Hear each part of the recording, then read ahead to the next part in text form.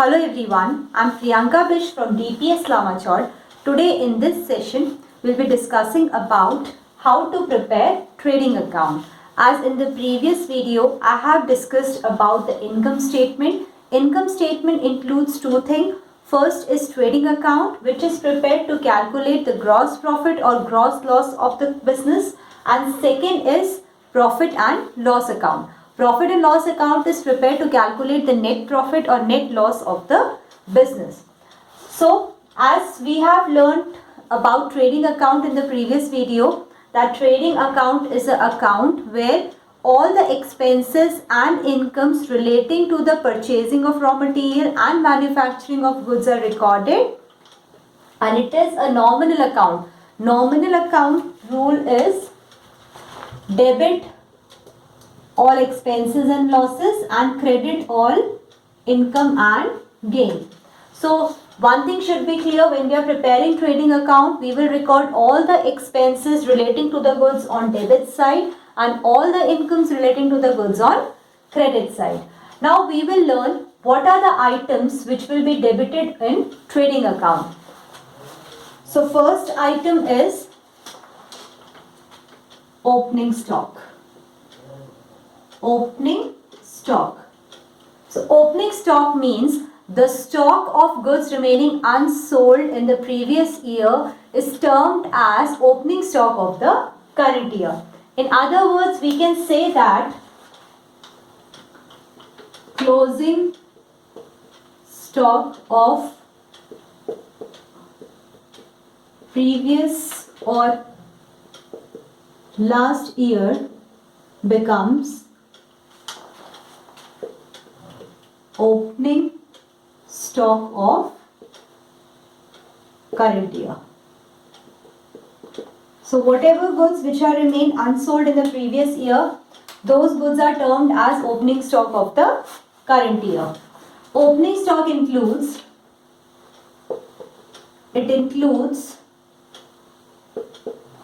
first opening stock of raw materials,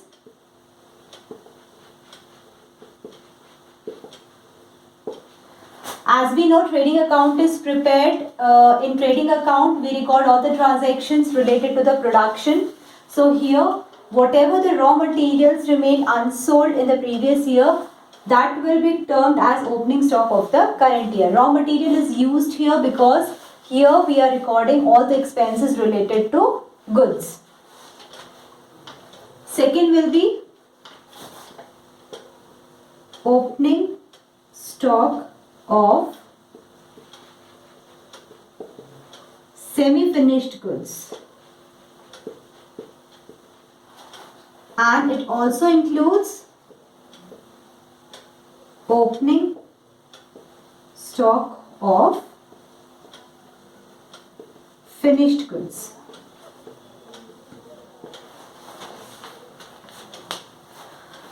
So here we are recording the expenses related to manufacturing of goods. So here opening stock can be of raw materials, semi-finished goods and finished goods. Now second item which is to be debited in trading account is purchases and purchases return. So here purchases means goods purchased for the purpose of resale. Purchases means when the goods are purchased for the purpose of resale, it is termed as purchases, and purchases return means goods returned to the supplier is termed as purchases return. There is other term which is also considered as purchases return. It is return outward. So return outwards is also known as purchases return. Here purchases amount will include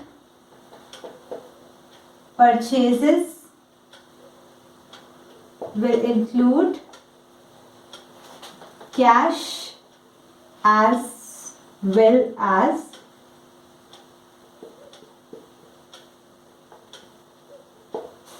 credit purchase. So these are some information related to purchases and purchases return.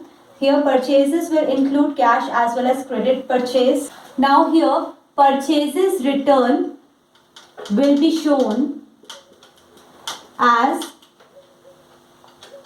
deduction from purchases.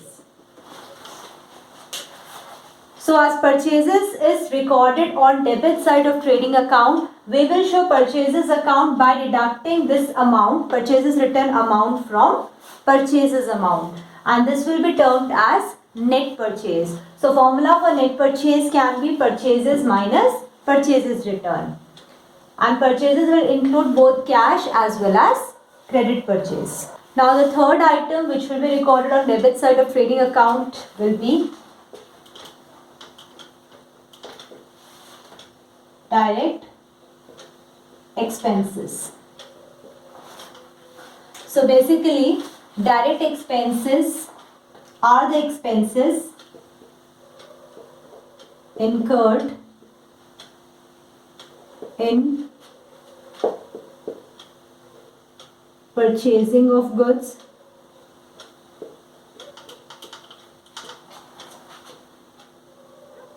bringing them to go down,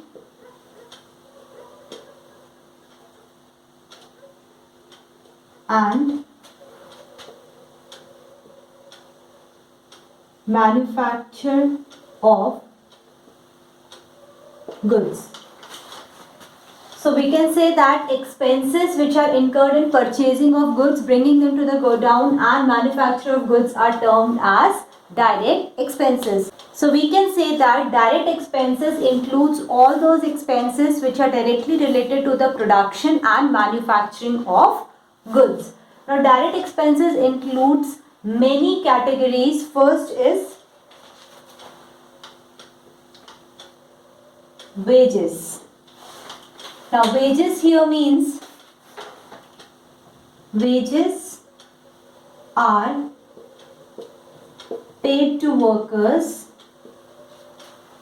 who are directly engaged in loading, unloading, and production of goods. So wages are basically paid to the workers who are engaged in production of goods, manufacturing of goods, loading and unloading of goods. Now there are some important points relating to wages. First is, if in the question wages and salaries is given, it will be recorded in trading account, and if salaries and wages is given in the question, this will be recorded in profit and loss account. So it should be clear, whenever in the question if wages and salaries is given, it will be recorded in trading account, and if in the question salaries and wages is given, it will be recorded in profit and loss account. One more important thing relating to wages is wages paid for bringing new machinery or installation of machinery. Installation of machinery will not be recorded in trading account. So this is also an important point regarding wages. If wages are paid for bringing new machinery or installing the machinery, it is included in the cost of machinery. It will be considered as cost of machinery. So here we will not record this amount in trading account. This amount will be recorded in profit and loss account, and we record this amount as the cost of asset. So these are some important points regarding wages. Now the second item which is included in direct expenses is carriage or carriage inwards or freight. So here carriage are the expenses paid for bringing the goods to factory or place of business. So basically carriage or carriage inwards and freights are the expenses which are paid for bringing the goods to the place of business or factory. Now here, however, if the charge is paid for bringing the asset to the factory, it will be added to the asset account and it will be debited to profit and loss account. One more important thing, carriage inward is debited to trading account and carriage outward, it is not recorded in trading account, it is recorded in profit and loss account. This is an important point, that if in the question carriage inwards is given, it will be recorded on debit side. If carriage outwards is given, it will be recorded to the debit side of P&L account. Now the third item which will be included in direct expenses is manufacturing expenses. So manufacturing expenses are the expenses which are incurred or which are related to the manufacturing of goods. These may include coal, gas, water, fuel, power, factory lighting, factory rent, etc. So these are the expenses which will be included in manufacturing expenses. Next is fourth item, which is stores consumed.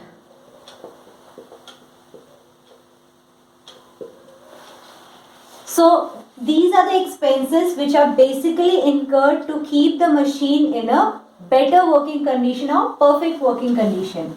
So it may include engine oil, cotton waste, grease, etc. So these items will be included in stores consumed. Next is dock charges. So dock charges are the expenses or charges paid on import of goods. So here dock charges means all the expenses which are paid on import of goods through ships. So this will be debited in trading account. And the last item which will be included in direct expenses is royalty. So royalty is the amount paid to the owner of patent or mine for using his patent or right. So royalty is the amount paid to the owner of patent or mine for using his patent or Right. So basically royalty is debited to trading account because it is assumed or it is considered as royalty increases the cost of production. That is why it is debited to trading account. So these are the items which are to be recorded on debit side of trading account, as these items are considered as expense incurred on manufacturing of goods or purchase of goods. Now we will discuss about the items which are to be written on credit side of trading account. So first item is sales and sales return. So as we know, sale means selling of goods and sales return means goods returned by purchaser. Now here sales return is also known as return inwards. So we can call sales return as return inwards. Return outwards is considered as purchases return and return inwards is considered as sales return. Now sales return will be shown on credit side of trading account as deduction from sale amount. So we will show sale amount by deducting sales return amount and it will be considered as net sales. Now sales include, it will include cash as well as credit sales. Just like purchases include credit and cash purchases, sale will also include cash as well as credit sales. Now next item is closing stock. So as we know, closing stock means stock of goods remaining unsold at the end of the year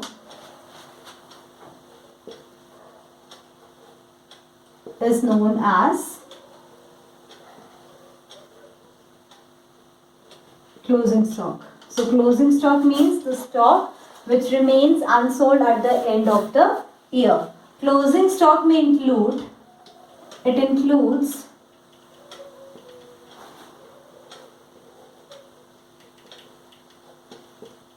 closing stock of raw materials,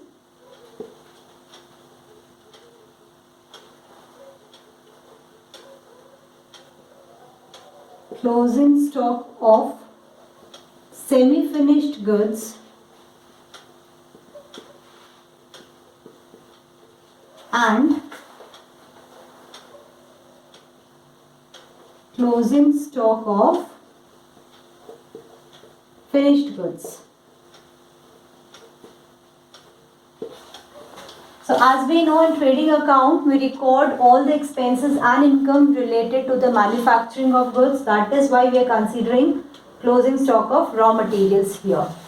Now one more important thing regarding closing stock is, generally or normally the amount of closing stock is given outside the trial balance, which means the valuation of goods is to be done once the books are closed, and if in case the closing stock is given inside the trial balance, so here it is assumed that the valuation of goods have already been done, it has already been deducted from purchases amount, so we will not record the closing stock on the credit side of trading account. Here the closing stock will be appeared in the asset side of balance sheet. So these were the items which is to be written on the credit side of trading account. Now with this we have learned what are the items which are to be debited to trading account and what are the items which are written on the credit side of trading account. In the next session we'll be learning about the format of trading account and will also solve some practical question based on trading account. That's all for today. Thank you.